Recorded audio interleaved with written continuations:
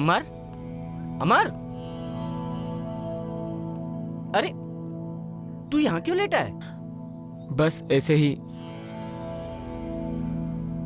बस ऐसे ही? समझ गया मेरे दोस्त। नेकी के कामों में अक्सर ऐसा ही होता है। चल उठ। कहाँ? अरे मेरे घर और कहाँ, हम सब एक हैं, साथ जिएंगे साथ मरेंगे। ऊपर वाले के घर देर है अंधेर नहीं, हम होंगे कामयाब। उठ चल चल।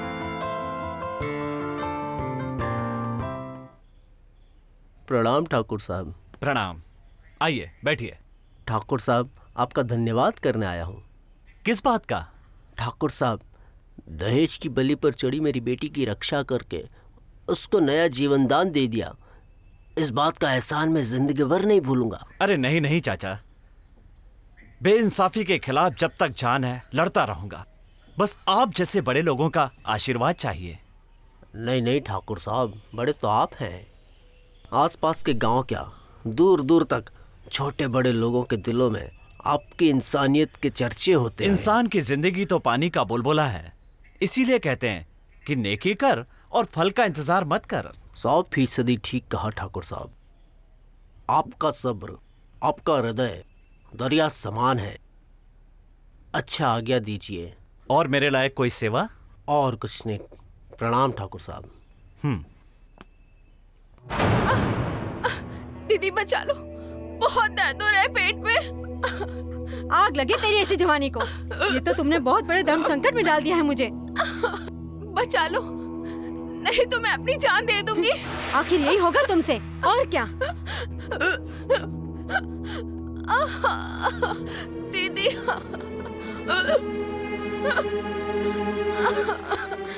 ये ले, खा मर। इससे कुछ दिन आराम रहेगा तुझे। मैं मुखिया जी से मिलकर बात करती हूँ। नहीं दीदी, इससे तो अच्छा है कि तू हमें जहर दे देती इस पुड़िया की जगह। बकवास मत कर। हम सब की नाक कटवा दी तूने। बैठ यहाँ तू, मैं आती हूँ।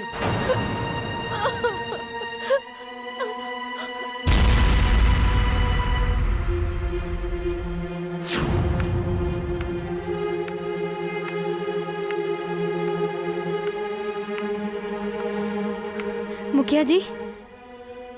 अरे कमला, आओ बैठो बैठो। कहो, कैसे आना हुआ? कहाँ बताएं मुखिया जी, बहुत जुल्म हो गया है। जुल्म? कैसा जुल्म?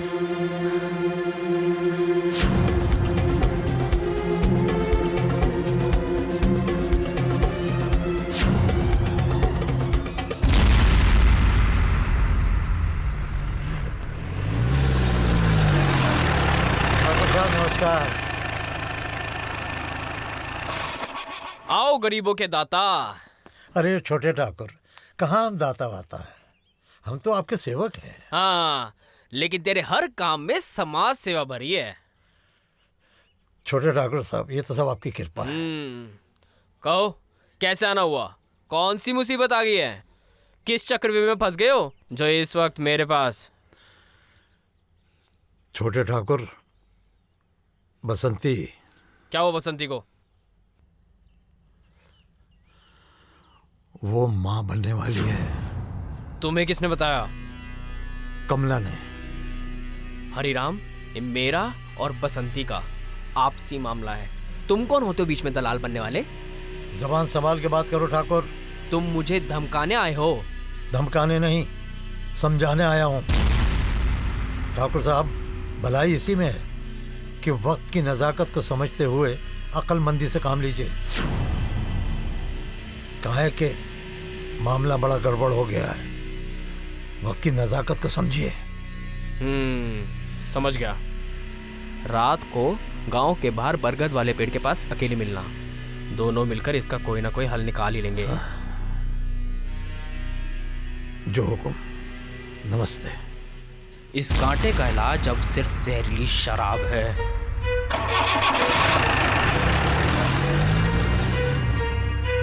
अरे राम, पियो, एक और बोतल है। हाँ ठाकुर साहब अभी अभी बस बहुत बहुत हो गया, न, अभी बहुत हो गया। न, नहीं। अभी क्या है कि अभी वो किसी ने पहचान वाले देख लिया ना तो बड़ी बात हो जाएगी बरादरी में, अपने बदनाम हो जाऊंगा मैं। हरी राम। हाँ कोई फर्क नहीं पड़ता, अब हम दोनों साथ साथ हैं। मेरा हर कहा मान के हाँ तुमने जो मुझे खुशी दी है हाँ उसको मैं बयान नहीं कर सकता। हाँ। लेकिन हरिराम, ये बात हम दोनों के बीच राज ही रहनी चाहिए। राज लो पियो नहीं, और नहीं, पियो आप नहीं। पियो। अरे शाबाश पियो। हाँ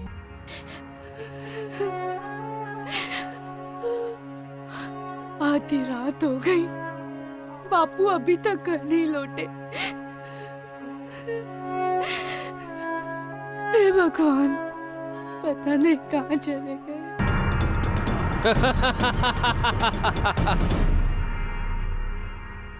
दीदी दीदी दीदी दीदी, क्या हुआ?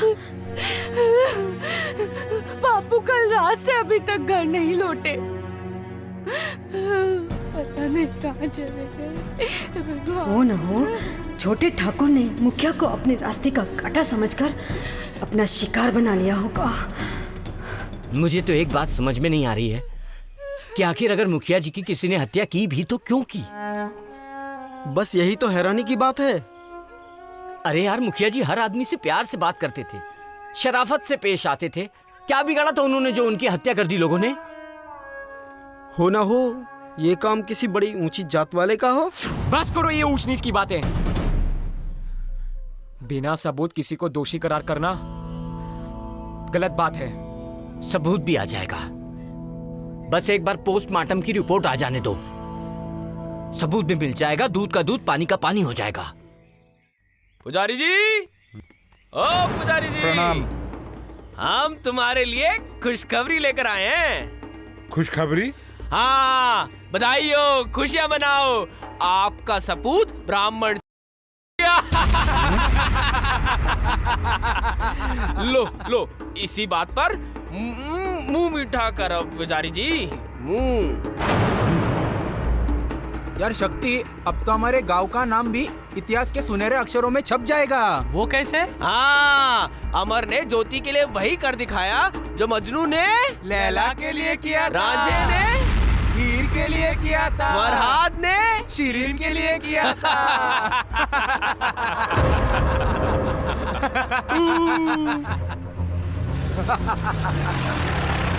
हो रही राम और श्याम की लगता है जोड़ी। इन दोनों ने यही घर बना लिया।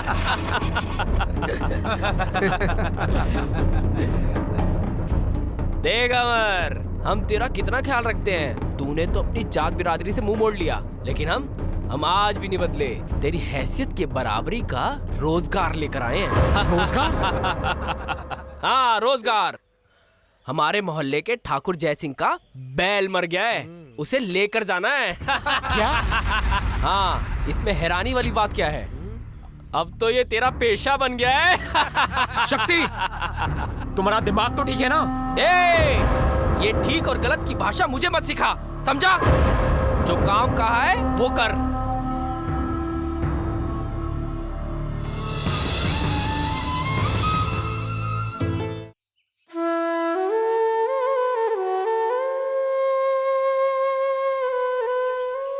अमर बेटे, पुजारी जी अचानक गुजर गए। क्या?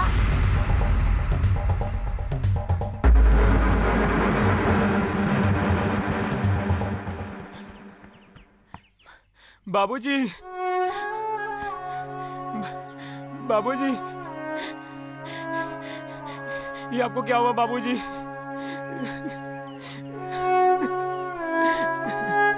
बाबूजी,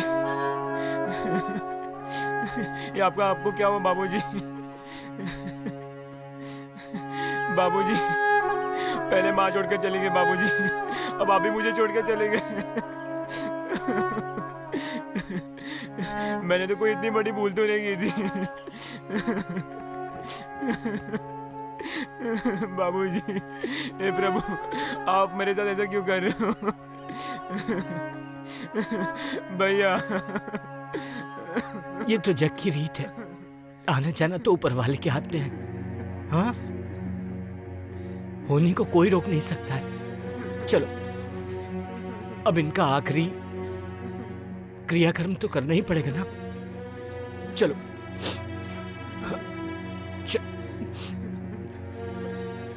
हौसला रखो मेरे भाई, हौसला रखो। आओ भाइयों।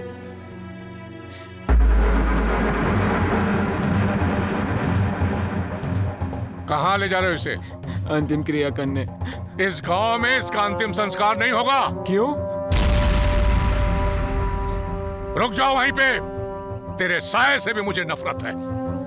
बेटे की तरह बाप भी ढोंगी निकला, इसलिए इसका अंतिम संस्कार यहाँ नहीं होगा और ऊंचे समाज का कोई भी आदमी इसे कंधा नहीं देगा। इसे और कहीं लेकर जाओ। लेके जाओ कहीं और।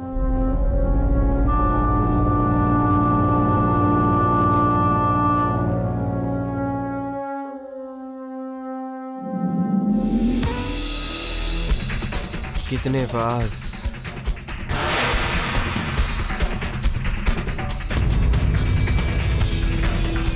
आज दो जिस्म एक जान हो जाए।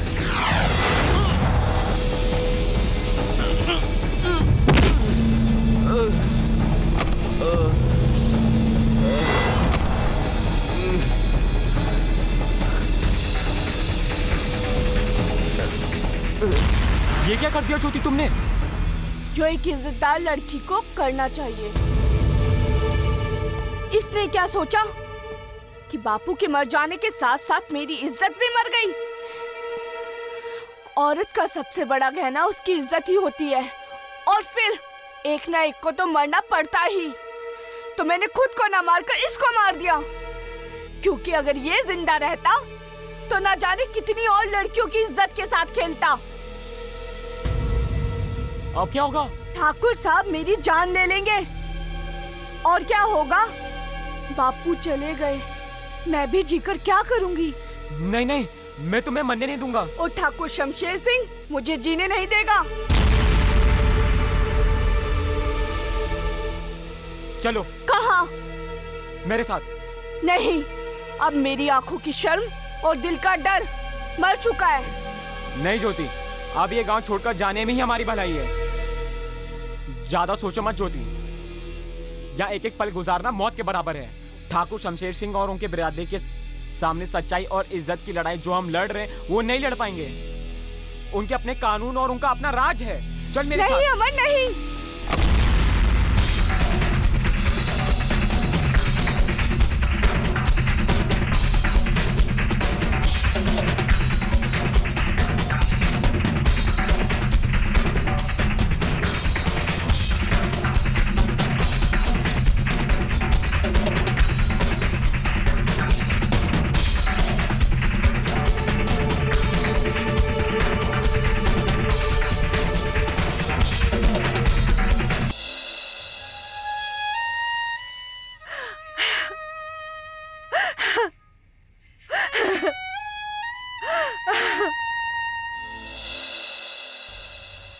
दीदी।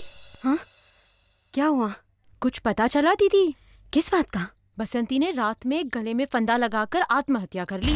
क्या? हाँ, सुनने में आया है कि बसंती पेट से थी। हे भगवान, क्या कलयुग आ गया है। और दीदी, गांव में पुलिस भी आई है। पुलिस क्यों? शक्ति का किसी ने खून कर दिया है और ज्योति के घर से उसकी लाश मिली है। हाँ? क्या कह रही हो? हाँ, अमर और ज्योति पता नहीं कहाँ भाग गए हैं। अच्छा दीदी, मैं पता कर कर आती हूँ। हे ऊपर वाले, ये क्या क्या अनहोनी सुनने में आ रहे हैं। अब मैं किससे कहूँ कि बसंती के पेट में शक्ति का पाप पड़ रहा था। हरिराम को शक्ति ने मारा या शक्ति को किसने मारा? ज्योति ने या अमर ने? मेरे तो कुछ समझ में नहीं आ रहा है।